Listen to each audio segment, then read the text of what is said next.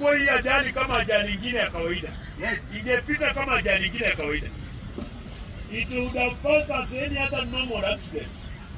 But mambo huyo driver aliongea, hiyo mambo imezusha maswali mingi sana. How did Jirongo die? Jirongo alikufa namna gani?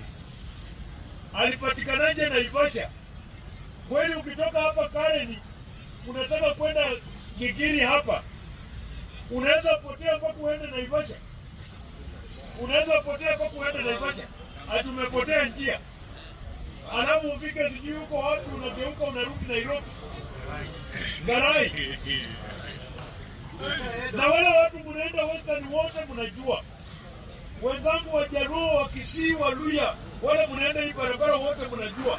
Magari za kwenda nyumbani, gari ya mwisho inakuanza saa 4 kutoka Nairobi.